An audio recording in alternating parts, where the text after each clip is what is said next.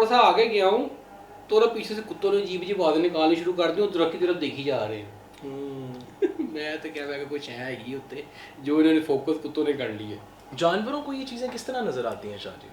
बाकी जानवरों का तो नहीं मैं कहता, एक गधा और एक कुत्ता, और कुत्तों में दो कुत्ते बड़े ख़ास हैं जो भेड़िए के क्रॉस हों, एक जर्मन शेफर्ड और एक हस्की।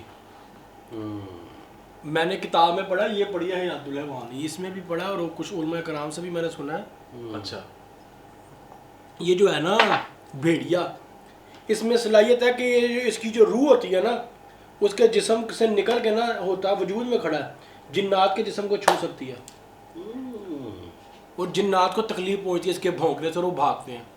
और मैं अक्सर लोगों के घरों में रखवाता हूँ, घर में कुत्ता रखने का तरीका इस पे हम बाद में आते हैं।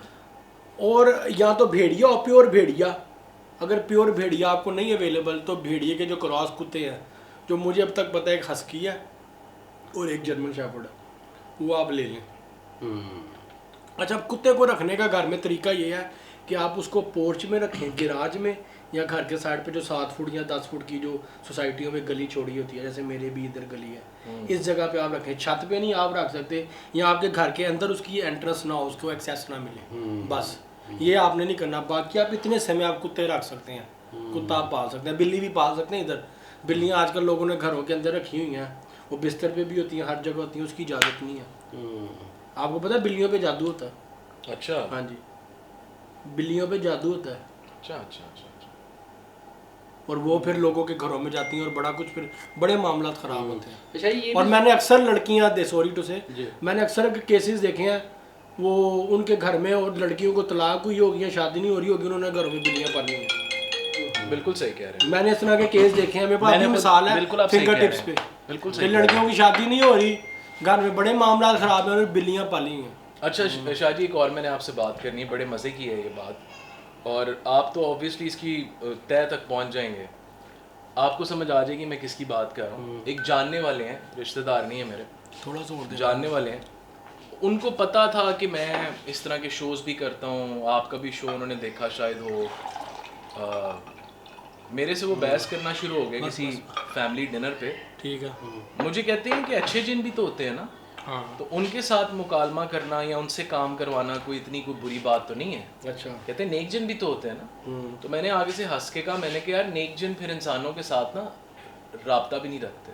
हाँ, तो आपका इसके बारे में क्या फीडबैक है? आप ऑब्वियसली आप तो एक्सपर्ट है इस चीज़ के ऊपर, ये भी कोई कॉन्सेप्ट होता है कि अच्छे जिनों से भी काम करवाना चाहिए? हमें ना अल्लाह ने इस दुनिया में भेज के एक ज़िंदगी गुजारने का ना एक पूरा एक उन्होंने दे दिया लाइन ऑफ एक्शन, एक पूरा एक मुसफ़दा एक कानून दे दिया। वो कुरान है, कुरान के बाद फिर रवायात है। ठीक है, आप जिसके फॉलोवर हैं आयमा में से, जिस हस्ती के आप फॉलोवर हैं, आप उसके फरामीन को फॉलो करते हैं। मौला अली की एक जंग हुई थी कुएं में जिन्नात के साथ, साहबा कराम के साथ एक जगह से गुजरे, तो आप सरकार ने कहा कि हम लोग यहाँ आज क़याम करते हैं। तो कुछ साहबा कराम ने कहा नहीं सरकार, ये जिन्नात की वादी है, यहाँ जिन्नात हैं पास बहुत ज़्यादा। तो सरकार ने कहा नहीं आज तो फिर यहीं पे रहना है। यार ये ऑफ़ कर देना, बखूर हो गया वो, इसकी वो तार जो है ना उसको निकाल लो। ठीक है, ये ब्लैक वाली निकाल दो। हाँ, वो जी आप सरकार ने कहा नहीं आज हमने रात यहीं पे गुजारनी है। कुछ सहाबा कराम को भेजा कुएं से ना पानी लेके आओ। वो पानी लेने जब कुएं के पास गए तो वो जी अंदर से जिन्नात डराए, जो जिन्नात का तरीकाकार है, सहाबा कराम वापस आ जाए। मौला अली को भेजा, मौला अली ने रस्सी पकड़ी, कुएं के अंदर छलांग लगाई, 20,000 जिन्नात मारा। ठीक है, 20,000 मारने के बाद जिसने सरेंडर किया, उसने इस्लाम कबूल भी किया, उसको उस कबीले की सरदारी मिल गई थी, सरदार बन गया, उसका नाम था जाफ़र जिन। ये इधर किताब पढ़ी अली की जंगें, उसमें वाक़या ज़िक्र मौजूद है। ठीक है, अच्छा अब जाफ़र जिन जो है उसके बेटे की शादी थी जब वाक़या करबला हुआ, उसको कुछ जिन्नात ने या किसी मखलूक ने जाके बताया। वो जाफ़र जिन करबला के मैदान में पहुंचा, उसने इमाम हुसैन से कहा कि मैं इनको निस्तो नाबूद कर दूंगा, मैं इनको फना कर सकता हूँ, जो आप चाहे मैं कर सकता हूँ, मुझे आप हुक्म दें। आप सरकार ने मना कर दिया इमाम हुसैन अलैहिस्सलाम ने।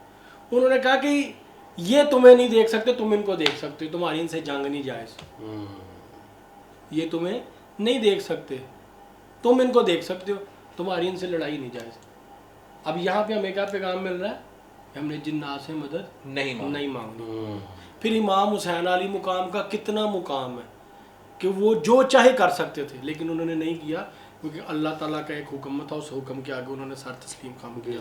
ठीक है, वो एक अलग पूरा एक वाक़या। ठीक है, अब जो बात आती है ना मुसलमान जिन्नात से मदद लेने की, काम लेने की, कुरान पाक में कहीं पे 30 पारे हैं, कहीं पे मुझे कोई एक आयत बता दें जहाँ पे हमें हुक्म हो जी जिन्नात से मदद लो, या किसी सहाबी ने किसी हमारे आप सरकार के दौर में किसी भी सहाबी का कोई आप वाक़या बता दें जी उन्होंने जिन्नात से ये काम करवाया। हाँ, सिर्फ एक जंग अल्लाह ने उसमें मलाइका के थ्रू मदद की थी, वो अल्लाह ने खुद की, अल्लाह ने मलाइका भेजे, वो एक अलग मामला। फिर काबे के दिफा के लिए भी फिर जब बराह आया था गिराने, अल्लाह ने अबाबील भेजे, उनके मुंह में कंकरियां थी, उन्होंने वो फेंके और वो आके गोले बन के लगे। वो अल्लाह के अपने मामलात हैं, लेकिन किसी हस्ती ने मेरा ऐसा नहीं करके बताया, ना हमें ऐसा पैगाम मिलता है। असल में यहाँ पे कॉन्सेप्ट ये बन गया कि लोग बढ़ जाते हैं ताकतों के चक्कर में कि जी हम ताकत पकड़ लें, कोई ताकत मिल जाए, फिर जो हम चाहे करें। मेरे पास शॉर्टकट के चक्कर में एंकर आ गया, एंकर कहता जी मुझे आप ना जिन दें कोई 5 लाख रुपए उसकी जेब में, कहता जी मैं आपको 25 लाख रुपए तक की ऑफर दी मुझे, कहता जी मुझे जिन दे, मुझे पता है जिन चोरियां करते हैं। मैं कहा तुम्हें कैसे पता? मेरे बॉस का 15,000 रुपये चोरी किया उन लोगों ने, मेरे बॉस का 15,000 चोरी हुआ, मुझे पता है, तो मैं तो पूरे करा लाऊंगा। आपको रिसेंटली वाक़या बताऊं, अभी एक फ़ोन आया थोड़ी देर पहले, मेरा एक ना बड़े क्लोज है मेरे एक, ਤੁਸੀਂ एंकर ਦਾ ਨਾਂ ਦੱਸਣਾ ਜਦੋਂ रिकॉर्डिंग खत्म हो। ठीक है, मैं आपको एंकर का बाप ही बताऊंगा, बाद में नाम बता दूंगा। वो जनाबे वाला एक खातून है, मेरी बहनों जैसी है वो, उनका कोई मामला थोड़ा सा ख़राब था। खैर मेरे से उन्होंने अपना काम नहीं करवाया, वो कोई काम था उनका, उन्होंने ना किसी बाबा जी को ऑनलाइन रब्ता किया, वो खास था काम शादी वाला, मैं शादियों वाले काम नहीं करता सिर्फ। खैर उन्होंने मेरे से बात नहीं की, उन्होंने किसी बाबा जी से रब्ता किया, बाबा जी ने उनको तवीज़ वगैरह भेजे, इन्होंने पैसे पूसे भी भेज दिए। वो तवीज़ घर आए तो उनके बाकी बहन भाइयों को पता लगा कि किसी बाबे के चक्कर में, बहन भाइयों ने मेरे से पूछा तवीज़ का, मैं कही ये तो जादू की तवीज़ है। अब वो पता चल गया कि वो किस मकसद के लिए करवा रही थी। खैर वो उसका मामला वो काम नहीं हो सका, वो बाबा जी ने भी अभी रंगबाजी की। दूसरी बार फिर उसने बाबा जी से रब्ता किया, बाबा जी ने कहा पैसे लगेंगे। उसने कहा जी बाबा जी मेरे पास तो पैसे नहीं है, पहले ही आपको इतने पैसे दे चुकी हूँ। बाबा जी ने कहा पैसे नहीं दे सकती तो फिर ऐसा करो, तुम्हारे पास कुछ सोने की चीज़ होगी? उसने कहा हाँ जी। उन्होंने कहा सोने की चीज़ को ना ऐसे ऐसे लपेट के ना अपने घर में फलां जगह पे ऐसे रख दो, तो मैं अमल करता हूँ उसको तुम्हारे सोने पे, तो फिर वो लड़का भी आ जाएगा, तो फिर ऐसे हो जाएगा वैसे हो जाएगा। एक जो एक ख्याली पुलाव पका के ना जर्दे की देग पका के उसको दे दी बेचारी को, उसने सोना वैसे ही रख दिया। वो बाबा जी कुछ देर पहले उसने अलमारी खोल के नीचा किया, सोना गायब, और उधर एक नकली सोने की चेन पड़ गया, क्योंकि मेरे ख्याल तोला को 1.5-2 तोले उसका सोना था, वो सोना वहाँ से गायब है। सिर्फ उसने सोने की तस्वीर बाबा जी को भेजी थी और सोना वो बाबा जी के तरीके के मुताबिक रखा था, वो सोना गायब हो गया। ये समझ लें कि मेरा बड़ा क्लोज है वो जिनका घर का वाक़या, ये ऐसे भी होता है। और जो आप बात कर रहे थे ना अभी मॉडल टाउन में वॉक करने की, और ऐसा होता है, ये 4 दिन पहले मेरे एक फैमिली रिलेटिव हैं करीबी, वो उन्होंने बेचारों ने कहीं पे वॉक शॉक शुरू की है, तो वो कहते हैं जी मेरे सामने चीज़ें पड़ी पड़ी खुद बहुत ही मैं पकड़ने लगता हूँ, जिस चीज़ को पकड़ने का इरादा करता हूँ वो चीज़ गिर जाती है और मुझे जिन्नात के ख्वाब आ रहे हैं। मैंने चेक करके बताया, मैं कहा जी आपके साथ कोई ऐसा जादू का तो मामला नहीं है, लेकिन कोई मखलूक आती है ऑन एंड ऑफ आपके साथ शरारतें कर रही है, आपकी एक्टिविटी बताएं। उन्होंने कहा जी मैं वो फलां रूट से गुजर के जाता हूँ, रोज़ रात को हम वॉक करते हैं।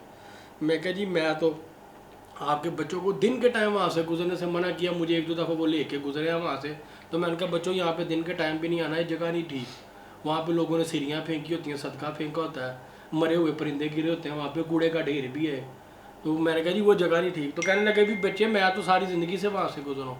मैं कहा जी अब सारी ज़िंदगी तो नहीं ज़रूरी कि कहा वाक़या हो, कभी कभार ऐसे वाक़यात हो जाते होते हैं, तो आप परहेज़ करें, आप गाड़ी पे चले जाएँ, जहाँ आपने वॉक करने जाना है दूर पार्क करके आप वॉक शुरू कर दें। कि ये ज़रूरी नहीं आप कहीं छेड़खानी करो तो तब भी आपके साथ कोई मखलूक हो, नहीं, वो आपको नहीं पता कहाँ पे है कौन है। अब आदाब बताए गए हैं ना, आपने दरख्तों के नीचे से नहीं गुजरना, थूकना नहीं है, ठीक है, पेशाब नहीं करना दीवारों की सुराख में या दरख्तों की ओट में, पेशाब ना करो, क्यों मना किया गया? आदाब इसलिए होता है कि हमारी आसानी हो, लेकिन हम लोग नहीं करते, सीरियस नहीं लेते। अच्छा, अब मैं नाजरीन को ये भी बताना चाहता हूँ कि मैं एक सहाफ़ी भी हूँ और एक रिसर्चर भी हूँ। कुछ शाहजी मुल्हिद एथियस्ट जो खुदा को नहीं मानते, वो शाहजी की लिस्ट में जाके ना, उनकी चीज़ों के नीचे जाके ना डिबेट्स ऐसी छेड़ते हैं कि जी आप जिन्नों को मानते हैं तो जिन तो साइंस में तो प्रूवन ही नहीं है, तो आप तो गैर साइंसी गुफ्तगू कर रहे हैं। ये मैंने कुछ चीज़ें पढ़ी थी नीचे। हाँ जी। तो मैं ये बताना चाहता हूँ कि साइंस हर चीज़ को एक्सप्लेन नहीं कर सकती, मान चुकी है हर चीज़। हाँ जी। और मैं आप नाजरीन को ये भी बताना चाहता हूँ, स्पेशली उन लोगों को जो ऐसी बातें करते हैं कि अमेरिका में वो ऑब्वियसली हमारी चीज़ों को तो नहीं मानते। अमेरिका में बिग फुट है, अमेरिका में यूएफओज हैं, अमेरिका में लॉकनेस मॉन्स्टर है। ये सारी रिसर्च और उनकी जो मिथ्स हैं वो हैं, और इन पे रिसर्चेस भी होती हैं। बिग फुट के ऊपर इतनी इतनी बड़ी डॉक्यूमेंट्रीज भी लिखी गई हैं वहाँ पे, और बहुत सारी चीज़ें हैं जिनको वहाँ ऐसे ऐसे हाउसेज हैं हॉन्टेड, ऐसी ऐसी एक्सोसिज्म है जिनको उनके साइकोलॉजिस्ट ने जाके उन पे रिसर्च की और वो एक्सप्लेन नहीं कर पाए उन चीज़ों को। तो आप प्लीज़ पाकिस्तान में रहते हुए एक सर्टन आपका एक्सपोजर है, उसमें रहते हुए आप कूल बनने की ज़्यादा कोशिश ना करें। आप अपने बॉक्स से निकल के भी चीज़ों को रिसर्च किया करें। ऐसे ही चीज़ों का मजाक उड़ा देना, तमस्खुर उड़ा देना, ये कोई लॉजिकल थिंकिंग की बात नहीं है। मैं खुद बड़ा लिबरल और मॉडरेट किस्म का इंसान हूँ, मगर जब तक आप अपने उस एक्सपोजर के बॉक्स से निकल के बाहर की चीज़ें नहीं पढ़ेंगे, आप ऐसे ही हर चीज़ को जिसका आपको इल्म नहीं है उसका आप मजाक उड़ाते रहेंगे। शाह जी, अब मैं आपको एक बात करता हूँ। एक मालिकी स्कॉलर हैं शेख हमजा यूसुफ, बड़े पॉपुलर हैं। उन्होंने कहा कि एक रिसर्चर हुई, एक कातिल था, एक सीरियल किलर था। सीरियल किलर वो बंदा होता है जो बहुत ज़्यादा कत्ल कर ले अपनी ज़िंदगी में।